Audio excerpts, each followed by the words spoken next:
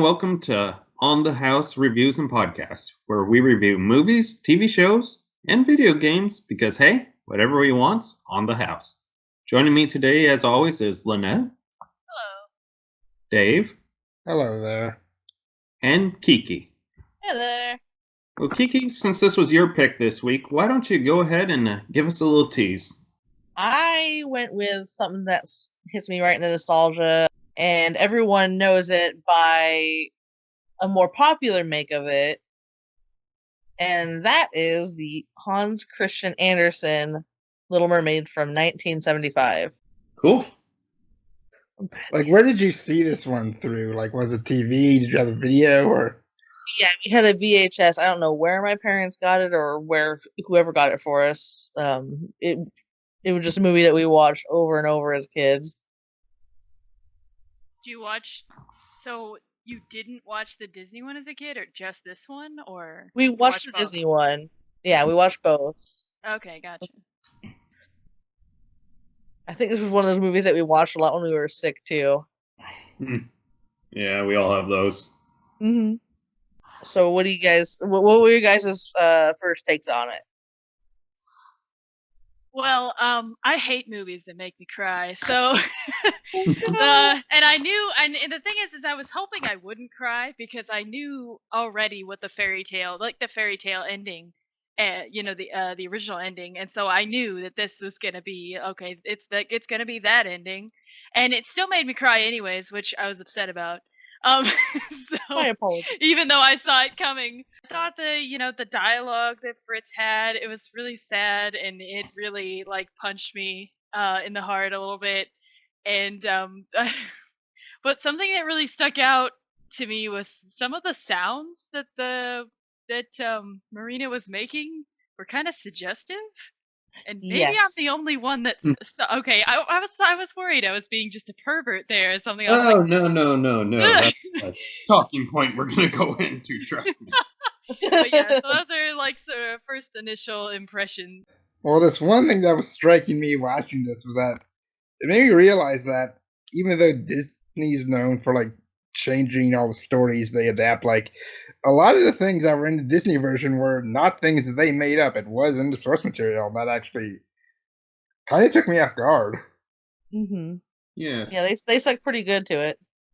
Yeah, as for me, it's obviously as a 28-year-old man now, it's not something I would pop in regularly, but if I was babysitting my niece and wanted to show her something a little different than Frozen for the 800th time, I definitely would put this on. Yeah, something a little different. Well, having said that, let's start diving a little deeper into this one. Yeah, get it? Diving. Oh my word! Knee slap. If you have to explain your puns, they don't work. Yup. So let's just start out with the main character and what we thought on her. So rewatching it after not watching it for decades, probably 2 decades, I thought she was kind of a brat. Honestly. I mean, that's sort of the Because, point, though, I think, because she Yeah. does seem pretty immature at first, but her father has no by backbone. the end of it, wait, her father? He's in 2 scenes. When does that happen? Well, when she Well- first goes to the surface and saves, the prince, and then he's gonna punish her, and her grandma's like, "No, that's gonna make her more of a brat, so let her have her way." He's like, Oh "Okay." yeah, that was kind of weird. I got the concept of what she was saying. If you restrict her too much, she's just gonna, want to rebel against you more. But at the same time, it was oh, but not only are we not going to punish you, we're also going to reward you for going. And then it was okay, that's Now too you have far. ultimate freedom. Yeah, so it was okay, I get maybe holding off on punishment on certain things, but rewarding bad behavior was really weird. Yeah, right away too. They're But like, "Oh, for cool, the dude, purposes no of problem." moving the story along, I kind of get it. But the Mhm. story could have gone along without that aspect. She could have snuck out again, Yeah, you could do it either way. right? I mean, this is definitely a movie that's very quick paced, so there's not a lot of time to build up for stuff. It's For example, basically just an hour. It's even Yeah. shorter than Faraday was. yeah. Yeah. But for an example, there's no being seduced by the witch of the sea. In this one, it's just a matter of, I need this. I need to go see the witch in the sea. Mm-hmm. She sought her out. Mm-hmm. I mean, Right. watching this, like, did anybody just like I did start to just in my mind refer to the characters as their Disney names?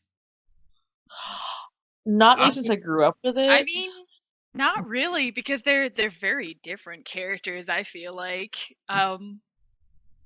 Especially when it comes, I feel like the characters are just so very different that I couldn't even think of them as the characters from Disney, especially when it came to like the evil witch. She's not based on an octopus, she's based on like a skate or some kind of a ray. So Which it's like, very cool design there. I just want to say, Yeah. I like, No, and I thought, I wasn't quite sure what they were going for though. Like at first it was very confusing because I was like, well, since when is a skate or a ray a traditionally evil creature like, the octopus, which is also known as the devilfish? And then I figured it out. It's like, oh, they wanted to give her a cape. That's what they were going for.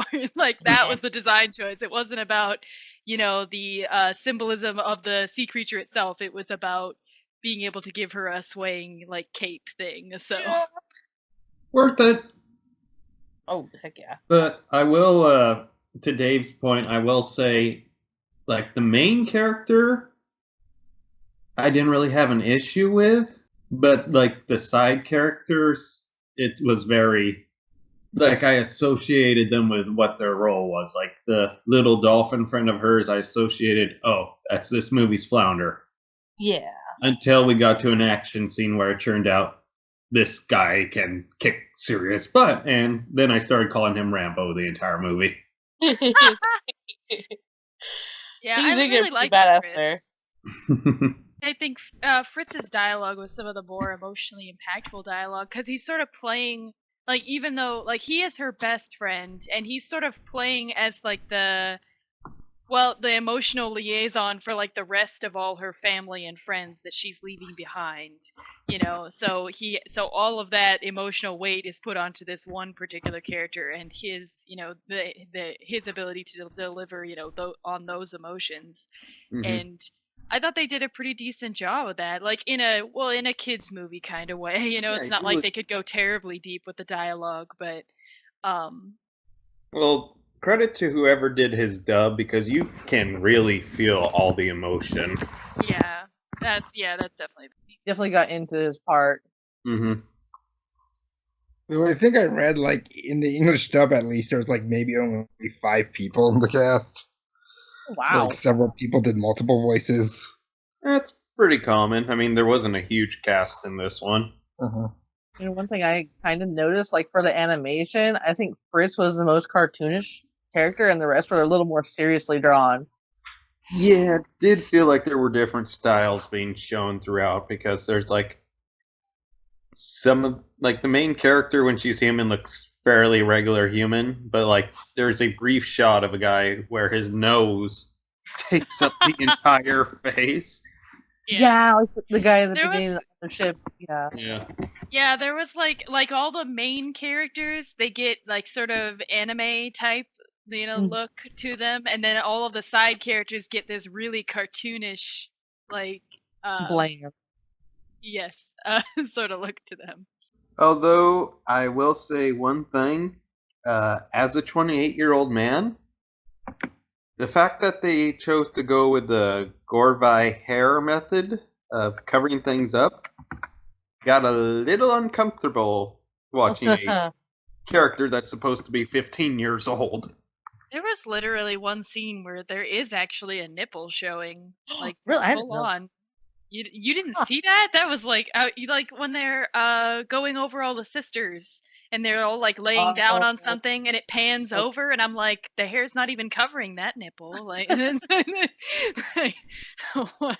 so I was between the boobs barely being concealed underneath the hair and then the like sort of erotic sounds coming from Marina on some of her lines. It was kind of awkward at times.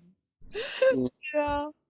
I mean, in principle, don't get me wrong, I see what they were going for, but in execution, it's just kind of that little bit of, should I be watching this? I mean, this was made in Japan, and That's true. That's true. Although, I actually read up a little bit on this movie that when Disney was making its own version, they originally were going to go for the full thing, but then someone brought in this film and they were like, yeah, we got to give her a bra or something. Yeah, no, the shell bra was definitely a good choice for Disney. Mm-hmm. Yeah, and growing up, I always thought this came out after The Little Mermaid, but this movie was actually 14 years older. Yeah, it's kind of like when I saw the Thief and the Cobbler, I think's the name of the movie. I remember being a little kid and thinking, what a Disney ripoff! And turns out it was in the works for like 30 years prior to the Disney movie. I didn't even know there was a Disney version. Yeah, Aladdin. Wait, what? Aladdin is... Oh, they're the same story? I have no idea. I haven't watched No, but it's the same kind of setting. Like Disney kind of stole a lot of things from the original production, and the movie was this one guy's passion project, and I forget what happened to him, but it ended up getting handed to someone else who just was like, all right, slap it together real quick. We don't care about quality. But anyways. I mean, it seems like, given, like, I don't, maybe it was just because of the poor video quality on YouTube, which was like 360p. But I thought it was kind of obvious that the animation was definitely older than Disney. Well, folks, we're about to head into the spoiler section. I think you probably are okay getting spoilers on this one, since it's a classic fairy tale. Most of you know how it actually goes. But just in case, we're going to start diving in 5, 4, 3, 2, 1. So what was up with that cat? There was absolutely no precedent. There was just the cat. Okay, at first I thought it was like, oh, the cat knows she's magical and that's why it hisses at her. But then all of a sudden, several scenes in, the cat has dialogue and hates her. And we don't know why. It's not because she's a fish. It's not because the cat can somehow sense that she's a magical creature. But it's the fact that the cat apparently has sentience and is conspiring with his parents to break them up, and it's just so very out there and out of nowhere. And what was up with that? Was this cat thing in the original story, or? No, I don't think it was. So. Well, like, because one change between that the Disney version made was that they made the sea witch actually be the villain when she's just kind of a present in this story. So yeah, they feel they had some kind of antagonist. I mean, part of me thought, wait, is the witch the cat, or is it just... But eventually they make it clear, no, this is their cat they've had forever. Yep, it's just a sentient cat. Well, the cat wants the human's attention all the time. Yeah, I'm not gonna let well, yeah, and that was so weird too, because it was like at first the cat's motivation. Okay, at first we don't understand the cat's motivation. We just assume it's a regular cat. She somehow either knows that she's fishy, which is, you know, like I guess cats like fish, right? Or like either that, or it can somehow sense that she's a magical being, because, you know, cats and dogs are weird like that. They can sense witches or something. So at first that's our understanding of it. Several scenes in, our understanding is like from the cat's dialogue, oh well, nobody must have him but me. And then it's like, okay, that's new, but you know what, kind of makes no, it doesn't make sense, but whatever. And then several scenes after that, the cat is conspiring with his parents as if like that was the original plan. And it's like, it's just they change the cat's supposed motivation every few scenes. I think like part of it might be because this movie came out like just a year after Hello Kitty started, so I think maybe they were popping on the of humanizing a cat in a way. Because I think Hello Kitty was like I think she took off right from the start. Like it was just a huge hit. So I think maybe they were trying to get in on that. And this would be like if the Very Disney strange version. way of going about it. Yeah.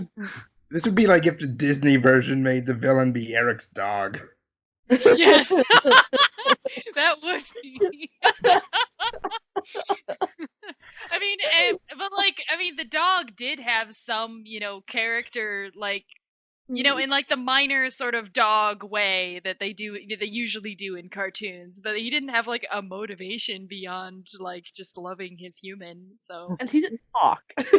yeah, he didn't talk either. He made like minor facial expressions, and bark, and that was it. But going back to the story itself, I'd say if the Disney version follows the original about 75-80% of the way, this one's closer to about 90. There were a few key changes I made notes of, but we can dive into those right now if you guys want, or if you want to wait a little bit, we can wait just a few minutes. Yeah, see, I haven't read the actual fairy tale, so I'm very curious about that. I just know that it was definitely darker than what Disney had it as. Mm-hmm. Yeah, all I knew of the original fairy tale was, the whole, like, she turns into sea foam in the end because she was gonna stab the prince but didn't, and, like, that was about it. So, yeah. Lightness. So, in the original fairy tale, they briefly mentioned it in this movie, but mermaids only live for 100 years. Sorry, 300 years.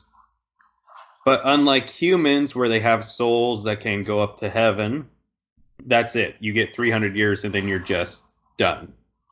So part of her motivation is, along with being in love with the prince, is she doesn't want her soul to just be turned into sea foam after 300 years. She wants to live forever and all that stuff.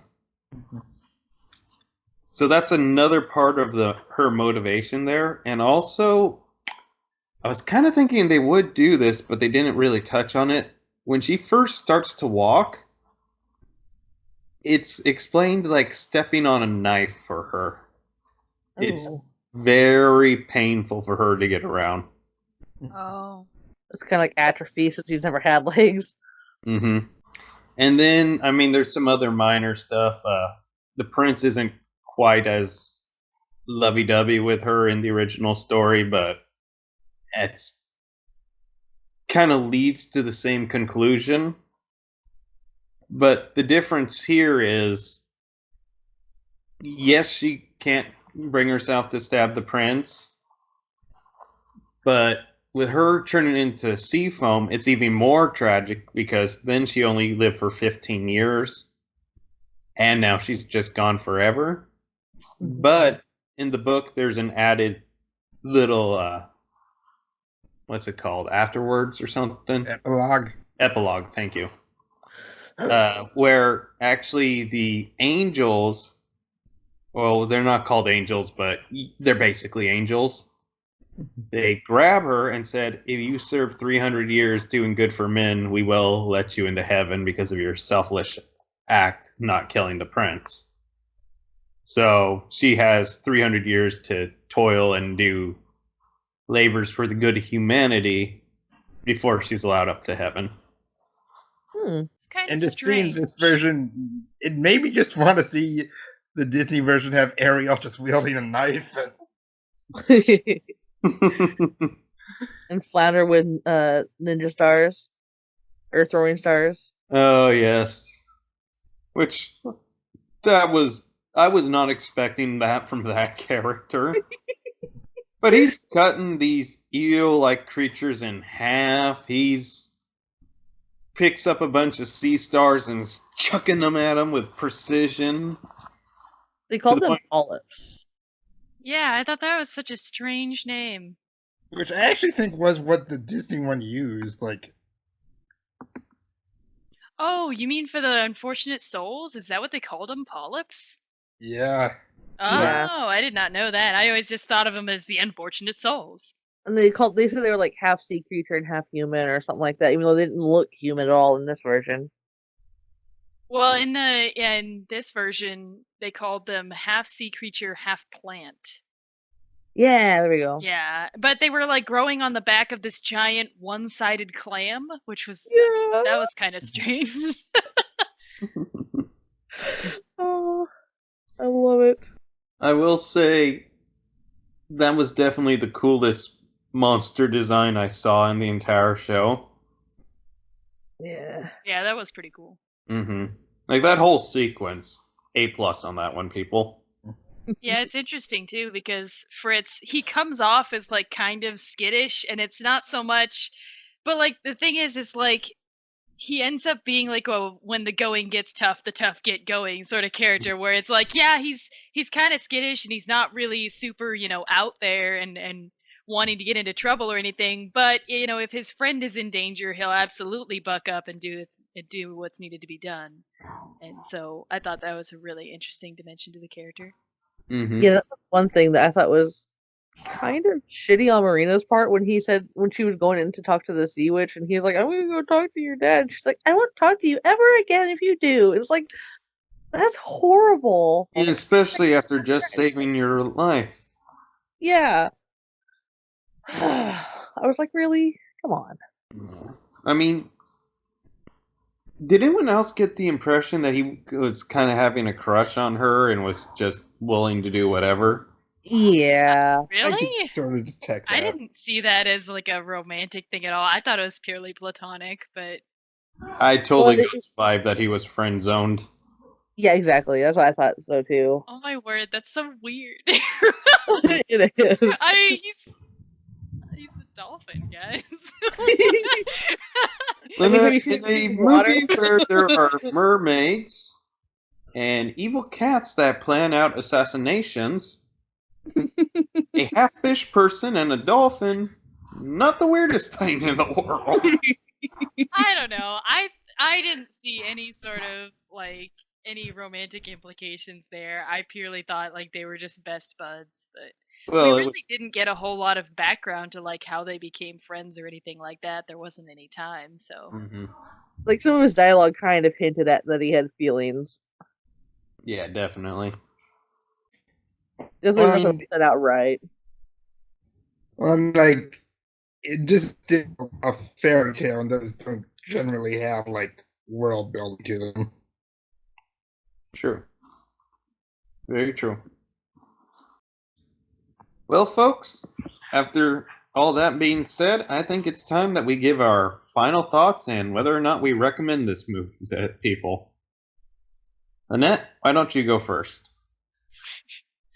I didn't really care for it. Usually I'm the kind of person who loves it when people follow the original source material, but the original source material is sad, and I just don't like sad things. So I mean, you can pretty much sum it up as I didn't like it because it made me cry, which is shallow, but it's my honest opinion. It was fine. Like if you like the Disney one, like if you want like a different take on the story, which well technically the Disney one was a different take, it's worth a viewing. I might be a little biased because I grew up with it, but I love this movie and I would definitely recommend anyone at least watch it once just for the experience and the because everyone's so used to the Disney Little Mermaid that this is a very much more serious, I think, adaptation. Well, yeah, like you said, closer to the book. As for myself, I'll say I enjoy this movie. Now, it's not going to be something that I'll probably watch on a yearly basis or anything, but if you have kids, I think this is a perfectly fine one to show them. It's a different take on a story they know, so that's always kind of nice. I know when I was a younger kid, I kind of liked seeing different takes on something familiar. So, yeah, that's my thoughts. It's perfectly fine if you got little kids and want to show them something different. Well, folks, that wraps it up for this week. But before we go any further, we gotta tease the next episode. It was supposed to be Matt's turn, but since he's in here, like I'm sure he'll pick something for his podcast. Yeah, I think you will. Thank you all so much for watching, and remember, you can check out our show on YouTube, SoundCloud, Spotify, iTunes, and Google Play. We also have Facebooks and other social medias, which you can find listed in the credits here. We hope to see you there, and if you would like to, give us a like, comment, and share, but if not, we appreciate you taking the time to watch. That's all for tonight, folks. We'll see you on down the trail. Hi, folks. Clancy here. Just want to hop on real quick before you guys click off and just say a little message that I like ending these videos with every single time, and that's just a message on mental health, and that if you're out there struggling, which there's so many reasons why you would be right now, to not give up the fight, to push on for one more day, because I promise you, it may take a while, but it will eventually get better. I've been at the point where I've wanted to completely give up in my life, but I kept struggling and kept fighting. Even sometimes I didn't want to. I had to spend some time in the hospital just to get me in the right state of mind before I could even go to my own house and sleep without being a threat to myself. And my wish, if I could grant it to the entire world, is that nobody else has to suffer like that. It's not a fate I'd wish on my worst enemy. But if you are in the position where you struggle with this, just remember, it's not your fault. Our brain chemicals do things that we can't control sometimes. But if you ever do need the help, the suicide prevention number is 1-800-273-8255. Again, it's 1-800-273-8255. You're not alone in this battle. 1 in 4 adults suffer from mental health. It's time we end the stigma and raise awareness.